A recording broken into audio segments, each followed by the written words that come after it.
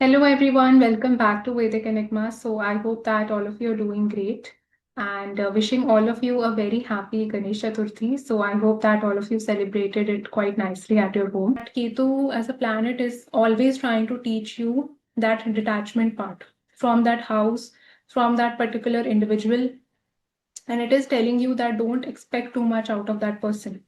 Wherever Ketu is sitting, it is telling you that don't expect too much out of this house, and you have to somehow be more like giving also towards that house. Like there is a lot of karma that you also have to do towards that house. It is also telling you that, because when we understand the planet Rahu, we know that it is a very materialistic energy and it is taking things more, rather than giving things more. But the energy of Ketu is towards giving things more. But even when you're giving, you have to be detached. That is the lesson of Ketu, that you cannot be attached even when you're giving. Because if suppose you become too attached, whenever we use the word attachment, it is, synonymous to using Rahu's energy. Because, when we say that somebody's attached to luxury, somebody's attached to, their wife, so it is more of a Rahu-like energy. So this is how we have to understand firstly Ketu. And it is not, that's what I keep saying, it's not easy to understand this particular energy. And especially nowadays when we see that everybody, is so materialistic, whether somebody is chasing relationships, whether somebody is chasing a very good life, a very materialistic life. So they are all somehow running behind Rahu. But when you stop chasing things, when you become satisfied with whatever you have, when you become grateful for whatever you have, and you have no desire left to achieve or to attain anything, then you can say that Ketu starts to rise. Ketu starts to become more prominent in your life, in your chart. So you can even ask yourself this, and you can, do your own self analysis also to find out whether you have a more prominent Rahu or a more prominent Ketu. So if you are somebody who is always very ambitious, very go-getter, you want to get all the good things in life, and there is that inner drive, in you to achieve those things, then you are very much like Rahu. If you are somebody who's very diplomatic, you always try to be a people's pleaser, and you always try to be very balanced, then also you have a more Rahu-like energy, because Ketu as a planet is very blunt, and Ketu as a planet, because it's a headless planet, so it does things in a very headless manner. It will speak whatever it speaks like, whatever it feels like speaking, it will speak that. So it's a very blunt, straightforward kind of an energy. And sometimes people also relate this particular planet with Mars. So Mars are also, as we know, it's a very cutthroat energy, and Ketu also has that very cutthroat kind of an energy. And if suppose I have to give another example, like if you see a place like New York, if you see a very big city, which is very developed, we can say maybe a place like Delhi. So Delhi, New York, all these big places will have a more Rahu influence naturally, because they are bigger cities. There are more materialistic people living there. They are leading a more luxurious life. If suppose you go on an island, if you go in a place which is very deserted, like suppose in India, if I have to give example, like if you go towards the hills, like and you find a place which is very very small, like I'm not quite familiar with the hill region of India, but like if suppose you take a place like Rani Khet, or you take a place like uh, Shimla is still a bit more developed, but a place even smaller than Shimla. So I think that place would be more of a Ketu-like place, or a place where there are not a lot of people, or the tribal people are more, like so in Africa also, like there are a lot of places where there are villages and there are tribal people more. So where you find those indigenous people very strong, there also Ketu will be very, very strong. And we also know that these indigenous tribal people, they have a very strong sense of community, and they are also very concerned about animals and nature. So all of these things are very connected with Ketu. Wherever you talk about commercialization, wherever you talk about urbanization, things which are very developed and big, big flyovers and all those things. So they are all Rahu-like things. So even if like I have seen a lot of people some of my friends, and they keep saying they want to move to a very small place. They want to spend their life, where there are not a lot of people. So they have a more Ketu-like touch in them, because they must be having some Venus Ketu connection or some way like Ketu in the fourth house. So it can give you that desire to want these kind of things. And if suppose you like to chase luxury, you like going to shopping malls, and you want all that kind of a life. So that is more of a Rahu like energy. So it's very easy to understand that on which kind of way you're operating. And even if as a person you feel like you are more practical, you are very shrewd, you're very cunning, and you think a lot about money, then also Rahu becomes more prominent. And if suppose you are exactly the opposite of it, you like to do a lot of charity, you donate a lot of things, and you really don't care about money so much, then Ketu is more dominant. So I've given like a basic, this differentiating analysis to really understand yourself better, so that you know on which sphere you are, like operating on. So let's try to understand this particular axis of Rahu Ketu in your chart. So every person, on this planet would be having Rahu Ketu somewhere in their chart. So you could be having it in the first, seventh axis, or you could be having it in the 4-10 axis. So wherever it is happening in your chart. So first thing you have to understand that both of these planets are retro in nature. So they are always opposing the sun. They are always moving opposite of the sun. All of the other planets are moving in a direct, motion. So they are following the sun. They are obeying the sun. And these, as we know, they are considered outcast planets because they are very different. You can say they are very peculiar in their own ways. They have that uniqueness also. But when we talk about any new kind of innovation, whenever we talk about any new research, or anything which has to be discovered, we can't underestimate the power of these two particular shadow planets, Rahu and Ketu. Because sometimes it happens that, I'll give you one example, that in companies also it tends to happen that when a lot of people are sitting together, nobody is having a very differing point of view. Sometimes everybody is saying that, okay, let's go with whatever the majority feels. And when this kind of a thing happens, so we know that nothing new really comes out of that situation. So any kind of, even any new product innovation, anything which has that streak of creativity, thinking differently, it has to involve either the energy of Rahu or the energy of Ketu. It cannot work it cannot work without these two particular planets. So there is a lot of importance that we definitely attach to these planets, and they are also karmic planets in nature, as we know, because they have a lot of accounted karma that they are bringing from the past lives. From it is everything to do with not this life, but it has everything to do with the past. And Rahu, as we know, that it is a very ambitious kind of a planet. It is a go-getter kind of a planet, and it has a lot of desires. So it is a very materialistic kind of an energy. So wherever Rahu is sitting in your chart, you will be actually very obsessed, with that particular house. And if suppose it is sitting with other planets, so you will be obsessed about significations of those planets also. You will constantly chase those things because your mind is always on those things. So as we know that the head part is the Rahu, and the headless part, the body is signified by Ketu. So that is how it has been divided. And when we talk about the head part, so the brain, the intelligence is all with Rahu. And whatever is left to do with the feeling part, the sensing part, that is to do with more of a Ketu thing. And even if we look at the head region of our body, we know that all the five senses, our intelligence, everything is there on the head part. So we have all the five indriyas that are there in the head region. So in fact, the body part does not have all the five senses. So that is also tells us that Rahu is more of that sensing kind of a planet, but it is sensing in a materialistic manner. Ketu is also sensing, like I mentioned, but it is more of an intuitive kind of a sensing. Like every time you enter a place, you feel something, you sense something. That is more of a Ketu-like thing. But when we talk about materialistic kind of a sensing, materialistic pleasure, that is more of a Rahu-like, sensing. So we have to understand that in whichever houses this particular axis is there, that particular area of your life will always be imbalanced for sure.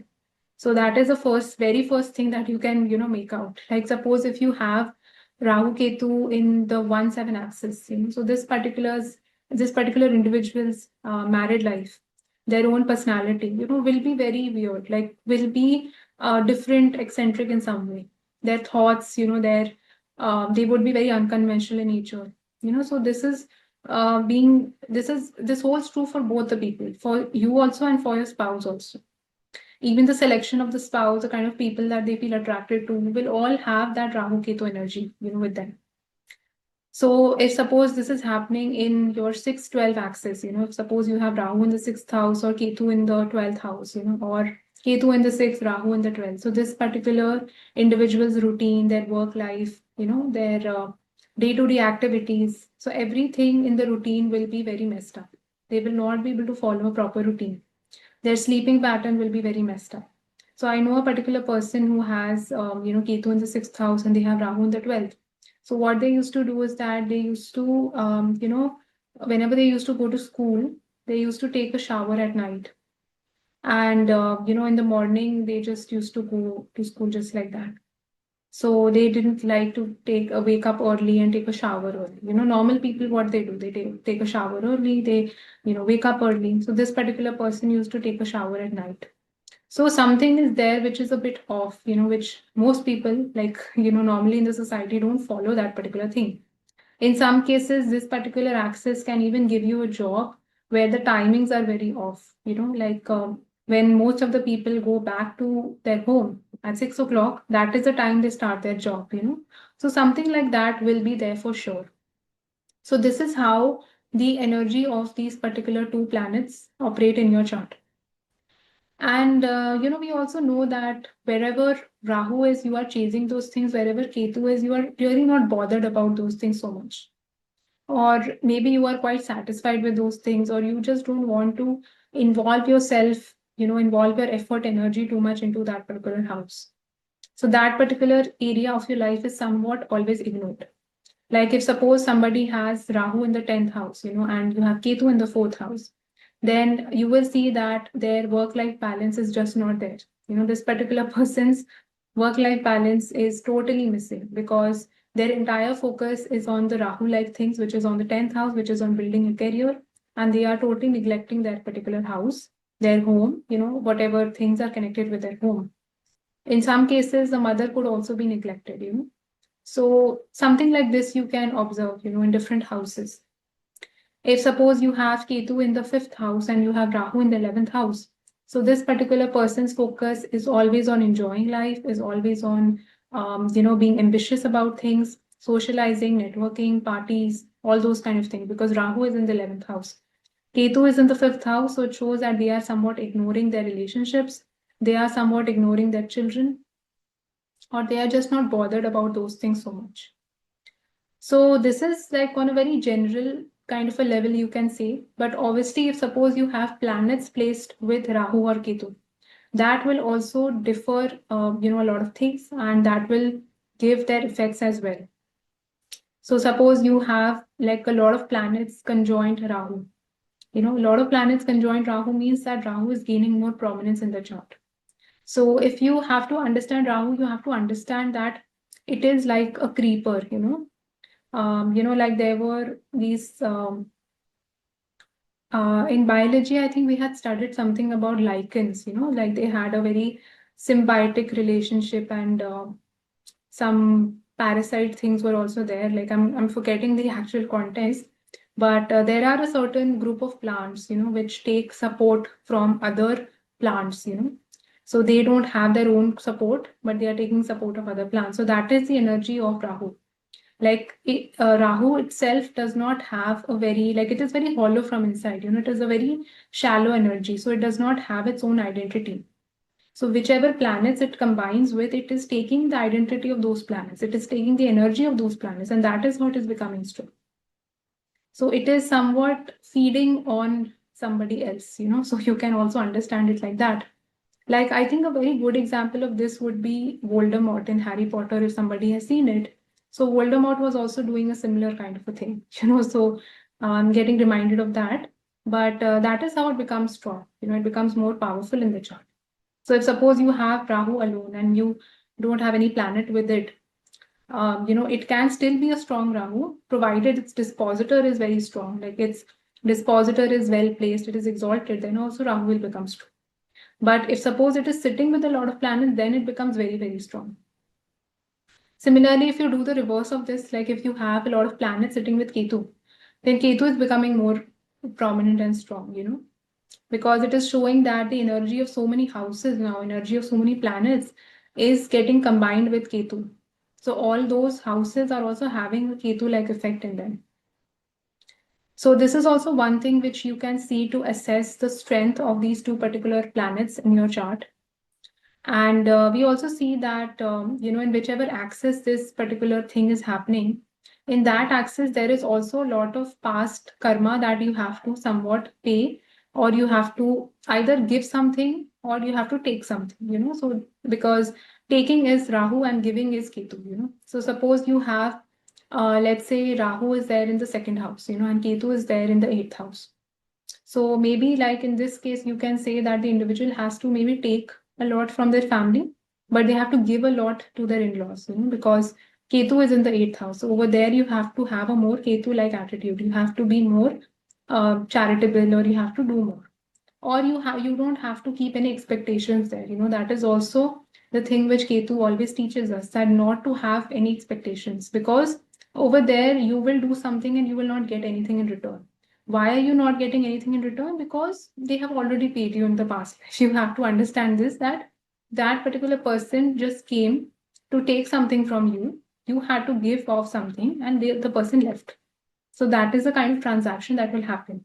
Sometimes, if we just think about this particular life, we become very confused. We feel like I did so much for this person and this person did not do anything for me. We think it like that.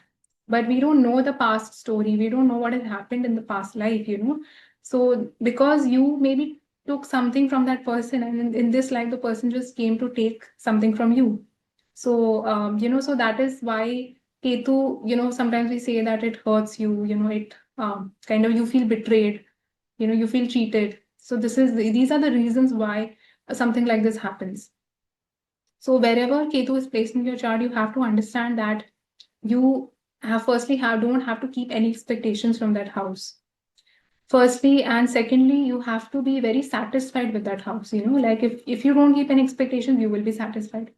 The more that you have that restlessness inside you, the more you feel you want to attain more things of that house, the more dissatisfied you will be. So if suppose like you have Ketu, let's say in the ninth house, okay, and you have Rahu in the third house. So ninth house has to do with foreign traveling, ninth house has to do with higher education, and it is to do with your bhagya and luck. And you have Ketu there, so it is really telling you that till the time this person keeps chasing that I have to get admission in that particular college, I want to go to this country, and always all the time you're constantly thinking about that thing, then Ketu will not give you that thing. You have to let it go, you have to leave it, you have to not think about it. Then only the activation of Ketu starts working in a positive manner. And so that is the thing, like you have to somehow end the chase over there, like till the time like somebody with Ketu in the seventh house, till the time they are constantly seeking new relationships, they cannot, live without relationships, or they are always dependent too much on the other person, then Ketu will keep you dissatisfied. You have to somewhat not think about it so much. You have to detach yourself from it. When you detach yourself from it, whatever happens in that house, none of those things affect you. So if suppose, like I have seen people who are operating on both these things, like I have seen people with Ketu in the seventh house, and they have completely let go of the marriage thing and they don't think about it so much. I've also seen people who are still attached to the marriage part so much, and because they are not getting married, so they are constantly thinking about it and they are not, letting it go. So people who are not letting it go will have a more problem with Ketu. So this is also a natural remedy which you have to kind of understand that you have to be very satisfied internally with that. Whatever you have, something you're getting, you're not getting, you have to have that sense of satisfaction in you that, okay, even if I don't get it, I'm still okay with it. Till the time you're not okay with that idea, till that time, Ketu will not leave you because you are still, if that thing is affecting you even 1%, you are still operating on the Rahu axis. So, like, suppose if a lady has Ketu in the fifth house, okay, and due to some reason she is having problems in getting pregnant, she's not being able to conceive, and she's constantly obsessed, about children, that I need to have a child, I need to have a child. So, till that time, she is operating more on a Rahu like, level. So, she has to really let go of that. She has to not think about it. Then only when she gets satisfied and she's okay with the fact that even if something like this does not happen, you still have to be okay with that reality. Then you can say that, okay, like, now Ketu is satisfied and then it starts to give you things. So this is also a very big misunderstanding about Ketu, that people think that it is only coming in your life to take things from you. And Ketu also in certain cases can make the person very rich. Ketu also in certain cases gives a lot of wealth to the person. And the people who are actually getting wealth due to Ketu, they have done some really, really good past life karmas. Because if you are getting a Ketu like wealth, it really shows that, it is a very past life thing. So in past life, they must have done something really good. That is the reason why Ketu is blessing them with those things.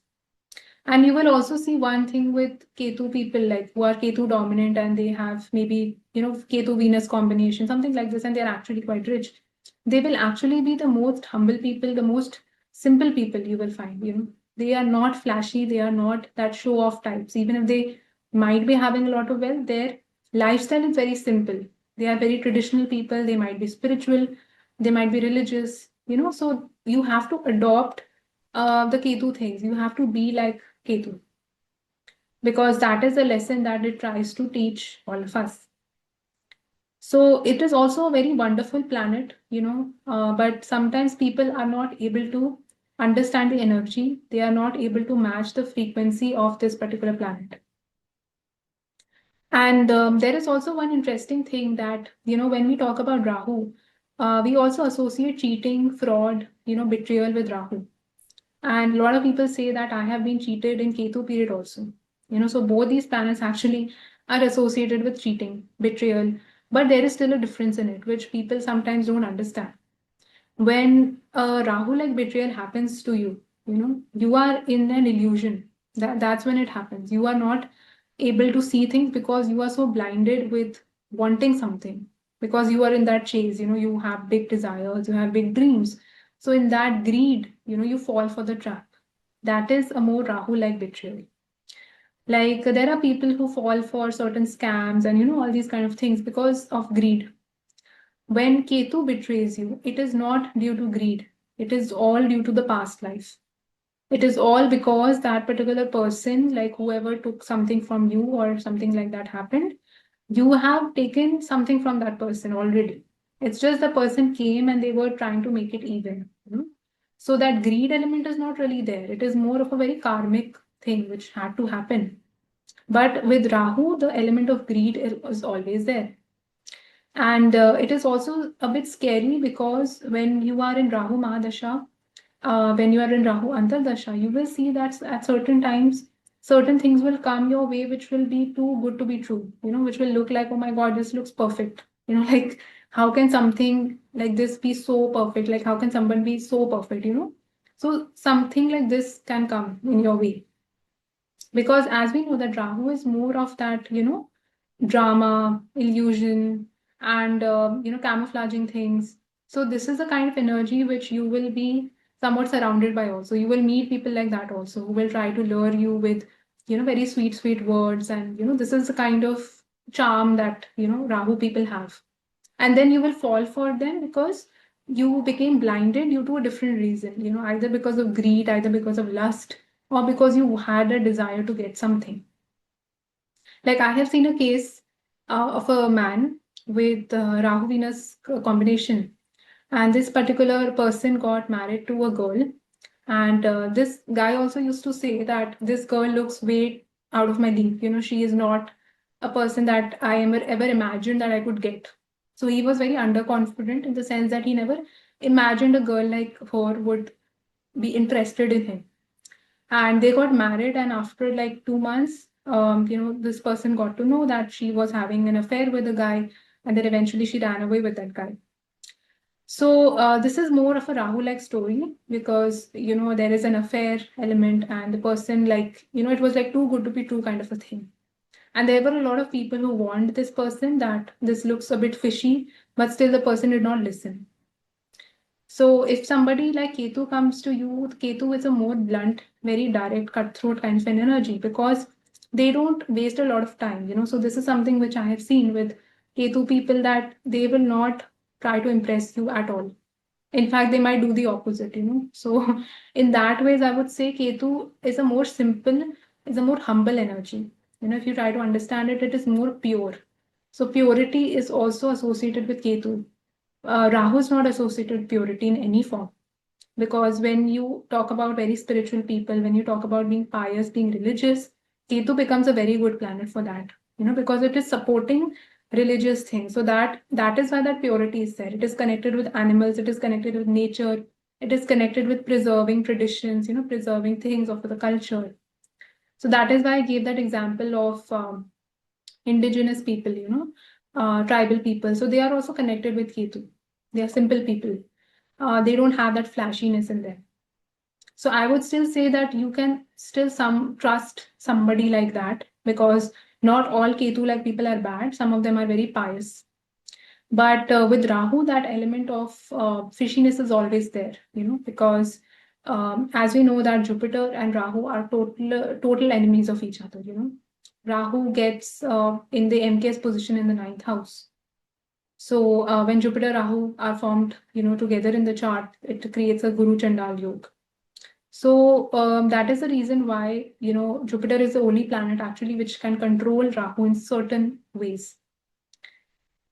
So you have to really understand that particular axis, and you also have to understand that wherever this axis is there in your chart, some element of craziness will also be there in you. You will always want to do something very out of the box, very different. You will want to stand out in that particular area for sure. Like if suppose you have, let's say, Rahu is there, which axis should I take? Suppose you have Rahu in the seventh house and you have Ketu in the first house. So it is again coming in the 1-7 axis. So it is all to do with the partner. It is all to do with marriage and you. So you and your partner, business and you. So that is those are the kind of things which are more to do with this particular axis. So when you find Rahu Ketu in this axis, you will see that they will always want to stand out from the rest. So they will be the couples who will look different from others. Their marriage will also work in a different manner. It will not be a normal marriage. It will not be a marriage where the roles, like the traditional roles are very defined. So there will be something very peculiar, something very off in the marriage also. In the relation between the husband and wife, something will be very different for sure, because Rahu Ketu are present in that particular axis. So some difference has to come for sure. And we also know that this axis itself becomes very sensitive in the entire chart, because both these planets are connected with sudden things. It is a sudden energy. Ketu is also sudden energy. Rahu is also sudden energy. So whenever this axis gets activated, you will also see some sudden events happening with those particular houses. Like in the 1-7 axis only, it can give sudden marriage. It will give something unconventional. Person can be of a different culture, caste, all those kind of things. And we often, I see people connecting Rahu with foreign, like with a person of a different culture, but Ketu can also give somebody of a different culture, caste, community. Because Ketu is also an outcast planet, it is also somewhat a different kind of a energy. So not person from your own kind of a community or caste or culture. If suppose you have, let's say, you have Rahu in the ninth house, you have Ketu in the third house, so it is again in the 3-9 axis. So again, this particular person is always chasing ninth house related things. They are always wanting like a good luxury travel, higher education. They are always chasing something which has to do, which will make their bhagya luck, shine and rise. So you are also getting greedy about that particular house. Wherever Rahu sits, you are constantly, you can take shortcuts in that house. You can do something illegal in that house. People can trap you in that house because you're constantly obsessed about those things. So that is why you have to be very careful wherever Rahu especially is placed, because there are chances that some person can dupe you, in that particular house. And wherever Ketu is sitting, like in this particular case, Ketu is in the third house. So it really shows that third house has to do with our siblings, like especially younger siblings. It has to do with short distance traveling. It has to do with driving or things which you do with your hands. So such people, I've seen they are very careless with their hands, with their hand movements. They drop off a lot of things. They sometimes drive in a very erratic manner. So that is also a personal observation. But so somehow, because it is also indicating that, Ketu's placement, wherever it goes, it will give you some erraticness in that house for sure. There will be something peculiar in that house. With Ketu in the third house, I have also seen the handwriting becomes very peculiar. Handwriting stands out, their way of speaking stands out. Like even their voice, when they will speak, everybody will be able to know that this is the person who was speaking. So that distinct element comes from Ketu. Wherever Rahu is, you are trying more hard to camouflage yourself there. You are trying very hard to fit in into that particular house. So with Rahu in the ninth house, I have seen people who try to fit in into the foreign culture, who try to maybe camouflage themselves, and they try to show themselves as they try to hide their identity a lot. Rahu in the ninth house can also make you a bit agnostic, atheist. They don't really believe in the customs tradition so much. They can also not like go to the temple so much. So they are very quickly adapting themselves, to a new culture, to a new place. So wherever Rahu will naturally sit, you will very easily adapt. You will very quickly change according to that place. Like if Rahu is in the 12th house, you put this person in a foreign country, they will very quickly adapt, to everything over there. So that is the kind of intelligence that Rahu has. Ketu, in fact, has problems to adapt. So if you find a Ketu more like a Ketu dominant person, they will be very simple. They will not try to change themselves so much because they are more traditional, they are more rooted. That is why roots are also connected with Ketu. Because roots, as we know of any plant, anything, they are very deep. They're very long, they're very deep. So that depth comes from Ketu. Rahu, as we know, it does not have a lot of depth. It is a very shallow energy. So, like, there are some people who try to copy others a lot. They like to copy their style, or, so Rahu person will always, you will see, they will have a role model. They will always have some person that is there at the back of their mind and they want to be like that person. I'm not saying that having role models is bad, but what a Ketu person would want, they would want originality. Ketu is more originality. Ketu is more organic things, like natural things more. So people who believe in naturopathy, in Ayurveda, in homeopathy, they are more of Ketu like people. So allopathic medicines and all, they are all Rahu like people. Anything to do with technology, anything to do with, medical technology especially, is all Rahu. Also, if you see the machines, like that are there in the hospital, they are so big in size. So if you see an aeroplane, it is so big in size. So all Rahu dominant things will also be very huge. Like you see a flyover, it is so huge. So all Ketu like things will be very narrow, and they will be more underdeveloped also in certain ways, and they will not be so flashy also. So like even people who like traveling by trains a lot. So again, Ketu like energy. People who always want to go by an airplane, Rahu like energy. So, and with Ketu, again, the thing is that there is not a lot of fakeness that is there, you know. So, wherever Ketu will sit, you will see that you will not be able to tolerate a lot of fakeness over there. You will be very blunt, very straightforward with that house, and very clear, you know, in the sense that you will not try to please somebody so much in that house. So, it's very sometimes easy for you to leave those things also because you don't care.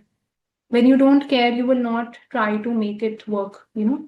So sometimes that is why Ketu in the seventh house, you know, these people, they become very detached from their partners, from the marriage process, because they are maybe somehow not working towards it so much.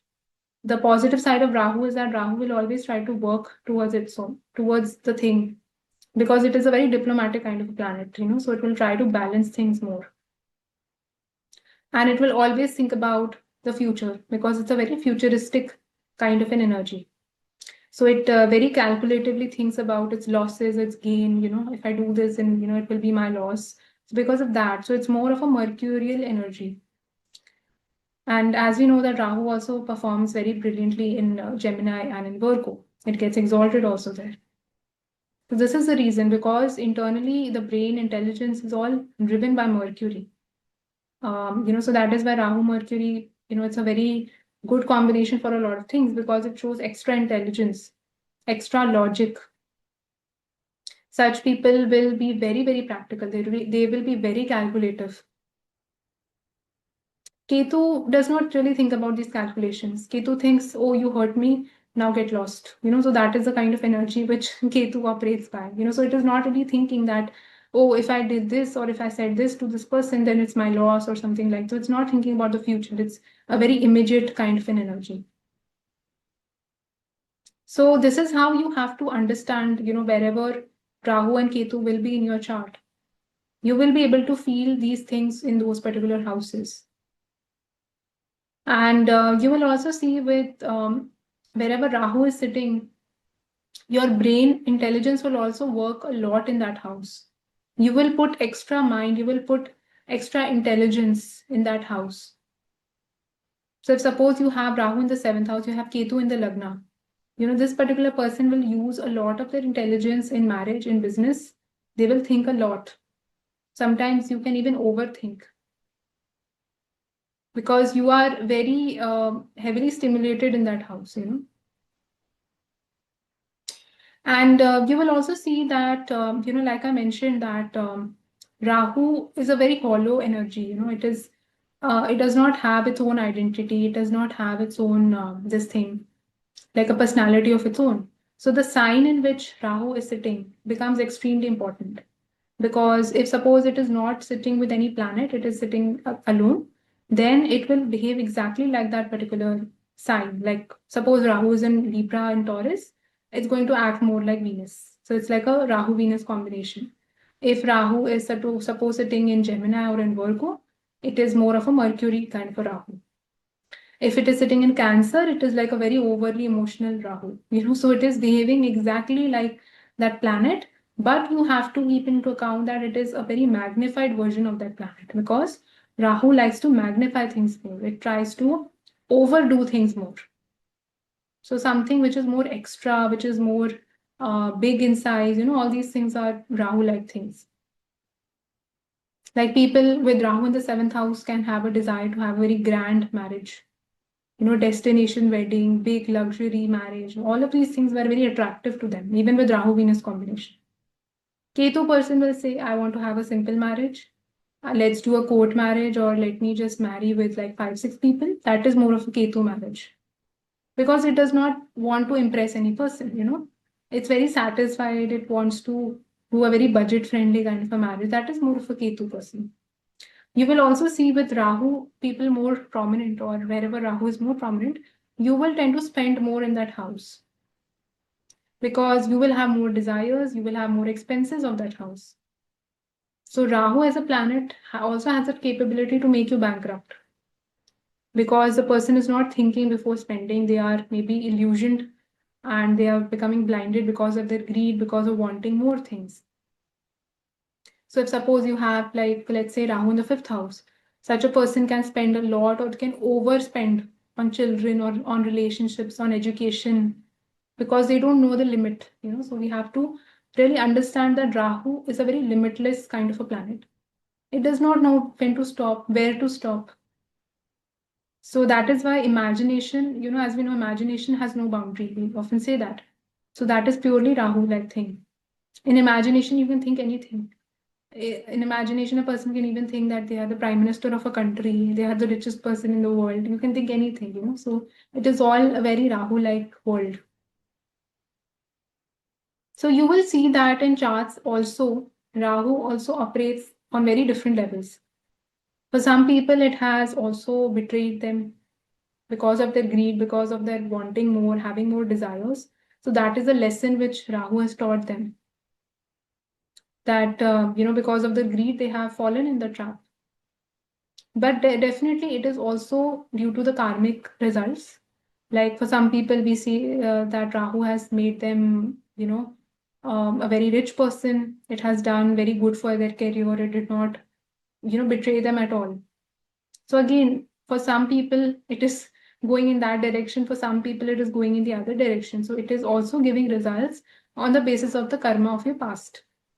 So even though we keep saying that Rahu is a futuristic planet and it is all to do with the future, Ketu is to do with the past, but still both of these are karmic planets. Both of these are retrograde energy. So they are definitely bringing things of the past for sure. It's just that the way that they work is a bit different. And you will also see that more than Ketu, Rahu is definitely a very foreign energy. Ketu is also foreign energy, but it is a different foreign energy. Like when we talk about the exact foreign culture, like exact people who are completely different from us, so that would still be considered a more Rahu-like thing.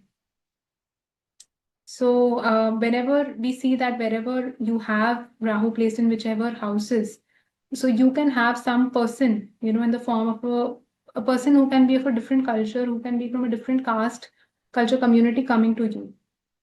Like with Rahu in the third house, I've seen that such people always get neighbors who are not of their same culture, caste, community. They will either get foreign, people, or they will get people who will be from a different state. So that is a very big possibility. With Rahu in the seventh house, you can say the same for marriage.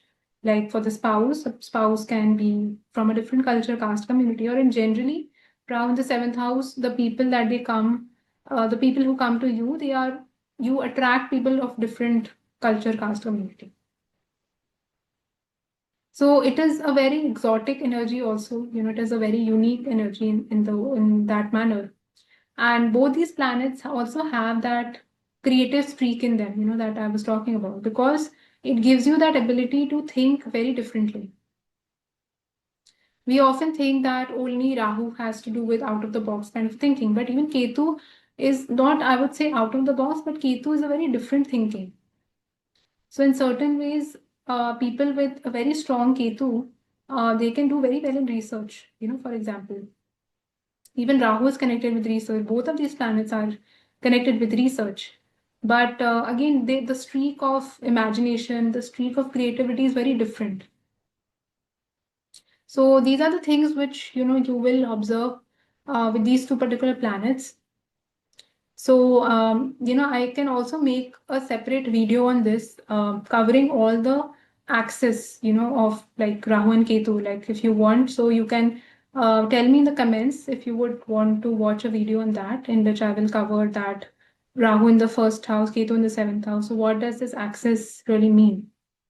So let me know that, and I hope that this video was helpful for all of you, and you learned something new about these two particular planets. So I wanted to make a video which was a bit different from the rest because earlier I was thinking of making a video on Ketu in all the 12 houses, but then I thought that let me make a video which is covering Rahu and Ketu both, and try to see that, on which level of energy you are operating on and how it is working in your chart. So thank you so much for watching and see you all the next time.